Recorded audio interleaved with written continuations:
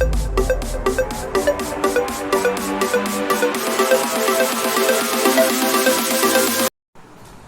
Guys, welcome to my channel science era. तो guys, आज हम करने जा रहे हैं सबसे डिमांडिंग टॉपिक प्रोकैरियोटिक सेल और यूकैरियोटिक सेल। प्रोकैरियोटिक सेल और यूकैरियोटिक सेल बहुत ही कंफ्यूजिंग टॉपिक है बच्चों में। मैंने कई बच्चों में देखा है और आज इसका पूरा पूरा कंफ्यूजन क्लियर हो जाएगा और कोई भी डाउट नहीं रहेगा। So let's start. सबसे पहले मैंने एक फिगर बना रखी है यहाँ पे प्रोकैरियोटिक सेल की। ये प्रोकैरियोटिक है और ये यूकैरियोटिक है। तो प्रोकैरियोटिक कुछ ऐसा दिखता है और यूकैरियोटिक नॉर्मल एक सेल की तरह दिखता है। तो पहले स्टार्ट करते हैं प्रोकैरियोटिक से। प्रोकैरियोटिक होता क्या है? प्रो से आप देख पा रहे हैं, प्रो का मतलब होता है प्रिमिटिव या पहले। प्रो बेसिकली ये बताता है कि वो प्रिमिटिव है, उसके अंदर एक फेक चीज है, ट्रू नहीं है उसके अंदर वो चीज। और कैरियोटिक को हम कैरी ऑन बोलेंगे। कैरी ऑन का मतलब होता है न्यूक्लियस। तो प्रो का मैंने आपको बताया प्रिमिटिव या नकली, और कैरी ऑन का मतलब मैंने आपको बताया न्यूक्लियस। तो इससे आपको अब समझ में आ चुका होगा कि जो प्रोकैरियोटिक सेल होता है उसके अंदर न्यूक्लियस प्रिमिटिव होता है, फेक होता है। फेक कहना सही नहीं रहेगा, तभी हम प्रिमिटिव बोलते हैं। कई सारी बुक्स में इसको प्रिमिटिव बोलते हैं और कुछ बुक्स में इसको फेक भी कहते हैं। तो प्रिमिटिव न्यूक्लियस, इसका मतलब ये है कि जो ये प्रोकैरियोटिक सेल्स होते हैं उनके अंदर जो न्यूक्लियस है उसके अंदर न्यूक्लियर मेम्ब्रेन है ही नहीं। अब आप पूछोगे सर न्यूक्लियर मेम्ब्रेन क्या होता है? न्यूक्लियर मेम्ब्रेन, जैसे आपको पता है सेल मेम्ब्रेन मैंने अपनी पिछली वीडियो में बताया है। अगर आपने नहीं देखी तो मैं डिस्क्रिप्शन में डाल दूंगा, वहां जाकर देख लीजिए उस वीडियो को। उसके अंदर मैंने कंप्लीट बताया है कि सेल और सेल की जो हिस्ट्री थी वो क्या है। तो अभी हम बात कर रहे थे कि जो सेल है हमारा प्रोकैरियोटिक सेल, इसका जो न्यूक्लियर मेम्ब्रेन है मैं आपको ये बता रहा था।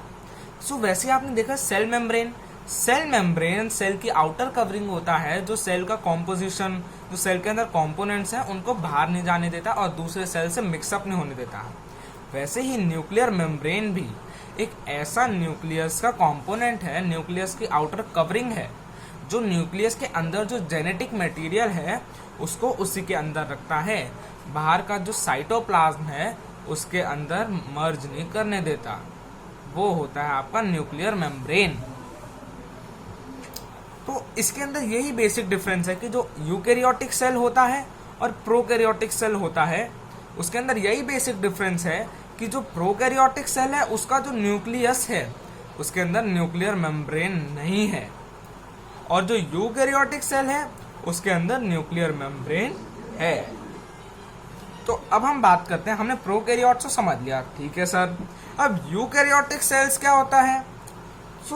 सर यूकैरियोटिक सेल, जैसे कि यू स्टार्टिंग में मैंने आपको पिछले में भी बताया कि भैया इसको तोड़ो, तो यू का मतलब होता है ट्रू, असली, और कैरियोट का मतलब होता है कैरियन। पहले जैसे मैंने आपको बताया कैरियन न्यूक्लियस, तो कैरियोटिक हुआ nucleus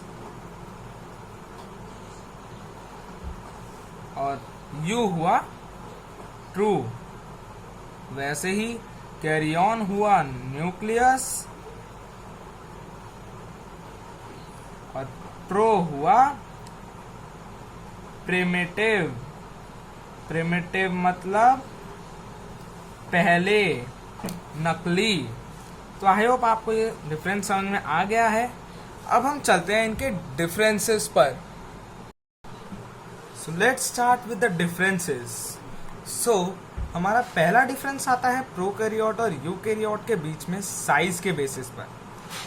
basically prokaryotes maximally minimum 1 से लेकर मैक्सिमम 10 माइक्रोमीटर, 1 से 10 माइक्रोमीटर्स तक के ही साइज के पाए जाते हैं, और यूकैरियोट्स मैक्सिममली वो 1 से लेकर 100 माइक्रोमीटर्स तक पाए जाते हैं।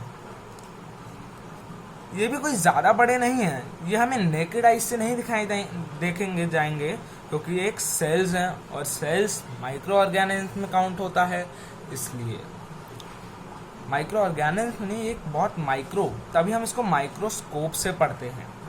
उसके बाद सेकंड पॉइंट आता है ट्रू न्यूक्लियस। न्यूक्लियस के बेसिस पे आता है। मैंने जैसे कि आपको समझाया कि जो प्रोकैरियोटिक हैं, प्रो मतलब नकली, तो यहाँ पे true nucleus is absent. True nucleus is absent का मतलब कि उसके अंदर न्यूक्लियस, जो नकली न्यूक्लियस है, मतलब उसके अंदर ट्रू न्यूक्लियस, जो असली न्यूक्लियस है, वो होता ही नहीं है। नकली नहीं कहते, इसके अंदर नकली होता है, इसके अंदर न्यूक्लियस होता ही नहीं है, असली न्यूक्लियस होता ही नहीं है। But true nucleus is present in eukaryotic cells. असली न्यूक्लियस होता है। तो अब हम ये कैसे पता करें भैया ये असली न्यूक्लियस है या नकली न्यूक्लियस है? तो मैंने जैसे कि आपको बताया, जो प्रोकैरियोट्स हैं इनके अंदर न्यूक्लियर मेम्ब्रेन है ही नहीं, और यूकैरियोटिक्स के अंदर न्यूक्लियर मेम्ब्रेन है। तो जिस सेल के अंदर न्यूक्लियर मेम्ब्रेन नहीं है वो सेल हुआ हमारा prokaryote, that true nucleus is absent. और जो न्यूक्लियस हमारा, जिस सेल के न्यूक्लियस में न्यूक्लियर मेम्ब्रेन प्रेजेंट है, वो हमारा हुआ यूकैरियोटिक सेल, जिसको हम ट्रू न्यूक्लियस इज प्रेजेंट भी कह सकते हैं। और एक बात और, जो प्रोकैरियोटिक सेल्स होते हैं ना, ये तो सेल्स हो, और जो प्रोकैरियोटिक सेल से जो ऑर्गेनिल्स बनते हैं उनको हम बोलते हैं प्रोकैरियोटिक ऑर्गेनिल्स, या फिर सीधा सीधा कहते हैं प्रोकैरियोट्स। और यूकैरियोटिक सेल्स में हम कहते हैं, यूकैरियोटिक सेल्स को हम, जो ऑर्गेनिल्स होते हैं उनको हम कहते हैं यूकैरियोट्स या फिर यूकैरियोटिक ऑर्गेनिल्स।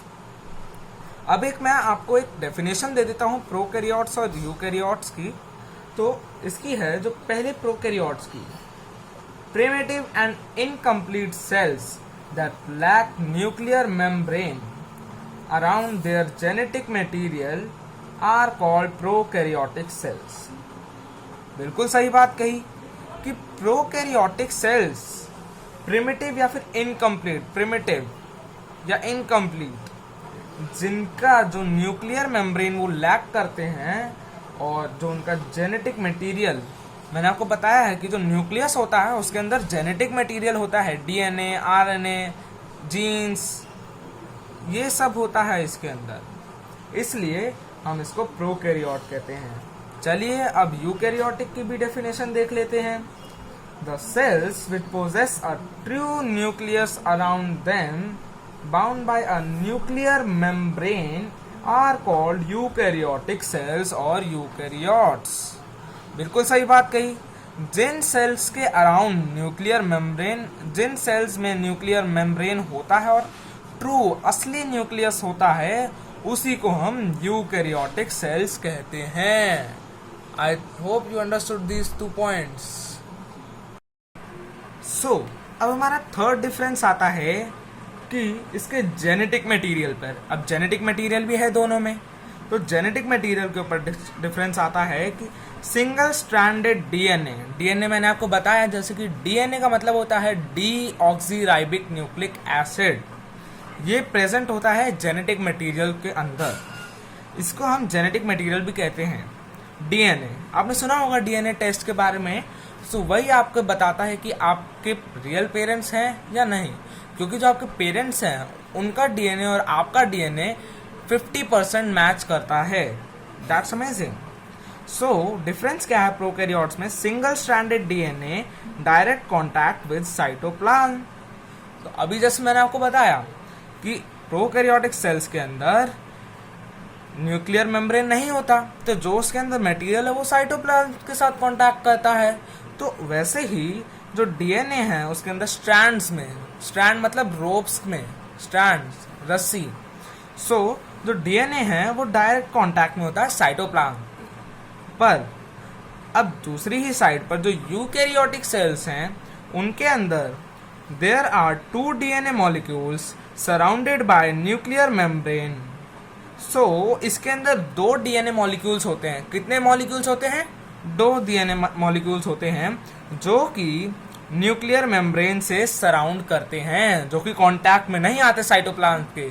तभी तो हम कहते हैं कि ये साइटोप्लाज्म के कांटेक्ट में नहीं आते और इनके अंदर न्यूक्लियर मेम्ब्रेन होता है, तभी हम इनको यूकैरियोटिक सेल्स बोलते हैं। सो अब फोर्थ पॉइंट आता है न्यूक्लियोलस के बेस पर। जैसे कि मैंने आपको बताया कि न्यूक्लियर मेम्ब्रेन होता है इनके अंदर, पर अब न्यूक्लियोलस क्या होता है सर?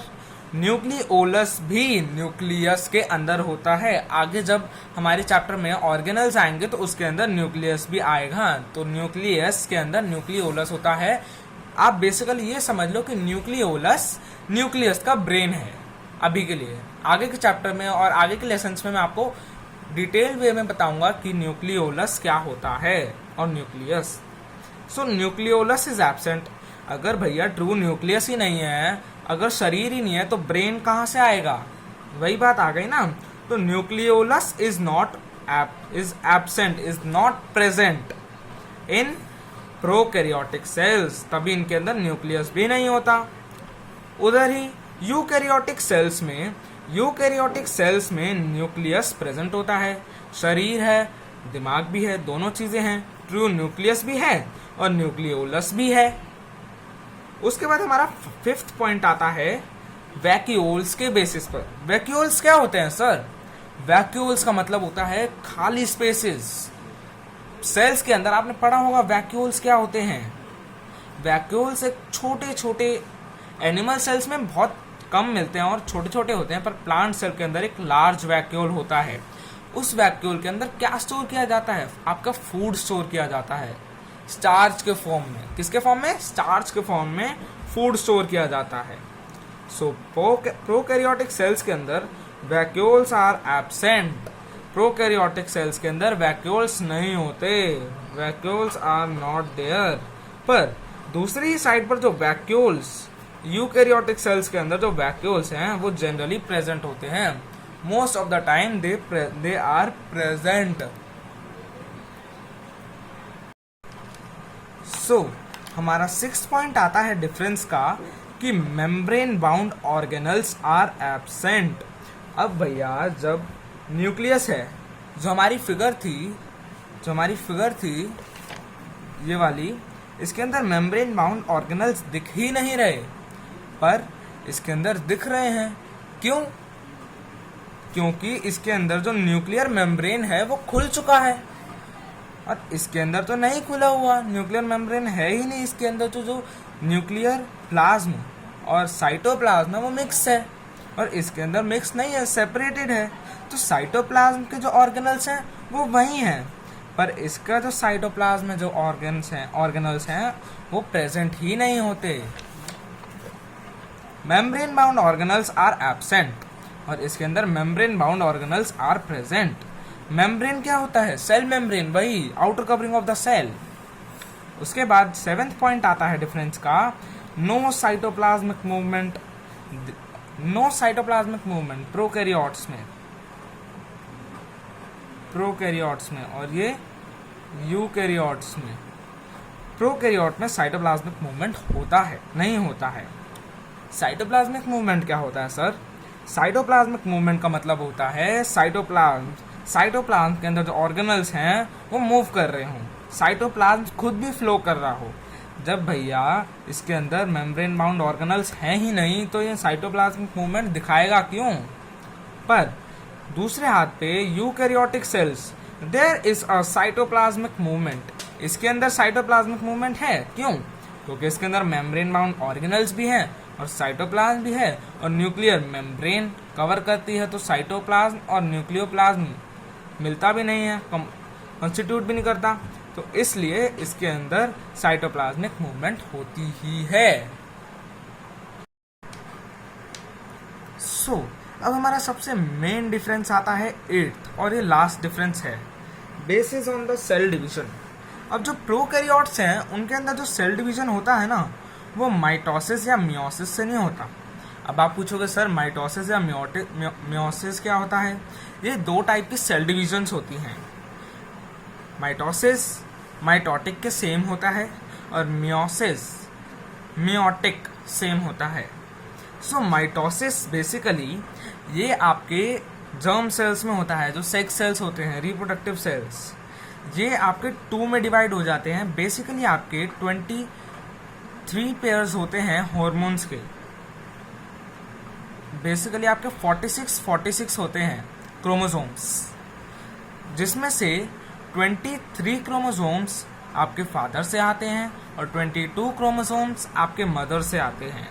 तभी ये 2 में डिवाइड हो जाते हैं, 2 डॉटर सेल्स 2 में डिवाइड हो जाते हैं, तभी हम इसको माइटोसिस कहते हैं। और जो मियोसिस या मियोटिक होता है वो बेसिकली आपका यूज़ होता है जैसे आपको चोट लग जाती है कहीं पर, तो आप देखते हो ना थोड़े दिन बाद वो चोट रिकवर हो जाती है, स्किन वापस आने लग जाती है, बिल्कुल एग्जैक्ट सेम टू पेरेंट्स, वो होता है मियोसिस। आगे के चैप्टर में मैं आपको मियोसिस और माइटोसिस, सेल डिवीजन एक पूरा टॉपिक है, उसको मैं आपको ब्रीफली और डिटेल्ड वे में एक्सप्लेन करूंगा। सो अभी के लिए आप ये बेसिक डिफरेंस समझ लीजिए कि प्रोकैरियोटिक सेल्स में no mitosis is involved, cell division is only done by fission और बडिंग। फिजन और बडिंग आपने देखा होगा जब आप प्रीवियस क्लासेस में थे, जैसे 6th 7th 8th में, तो वहाँ पे आपको पढ़ाया गया था एसेक्सुअल रिप्रोडक्शन में, आपने ध्यान याद आया होगा। फिजन और बडिंग, फिजन मैं आपको हिंट देता हूँ, बाइनरी फिजन, ये अमीबा में होता है फिजन। फिजन बेसिकली होता है आप 2 में डिवाइड हो जाना, ये एसेक्सुअली होता है। और बडिंग हाइड्रा में होता है, जब हाइड्रा ऐसे ग्रो कर रहा होता है उसी के साथ एक बर्ड निकल आती है, वो फिर ग्रो कर जाती है, वो होता है बडिंग। पर यूकैरियोट्स में माइटोटिक और मियोटिक, या कि माइटोसिस या फिर मियोसिस अकर होता है। क्यों? क्योंकि इसके अंदर न्यूक्लियस, ट्रू न्यूक्लियस है और ट्रू न्यूक्लियोलस है, जिसकी वजह से हम 2 में डिवाइड कर सकते हैं इसको। ये एक बहुत बेसिक डिफरेंस है और बहुत इंपॉर्टेंट भी है। अब हमारा अगला आ जाता है एग्जाम्पल्स। एग्जाम्पल्स भी दो सर, तो अब एग्जाम्पल्स क्या है? एग्जाम्पल्स अब प्रोकैरियोटिक्स के हैं। प्रोकैरियोट्स के एग्जाम्पल हैं ब्लू ग्रीन एल्गे या बैक्टीरिया, ब्लू ग्रीन एल्गे या फिर बैक्टीरिया।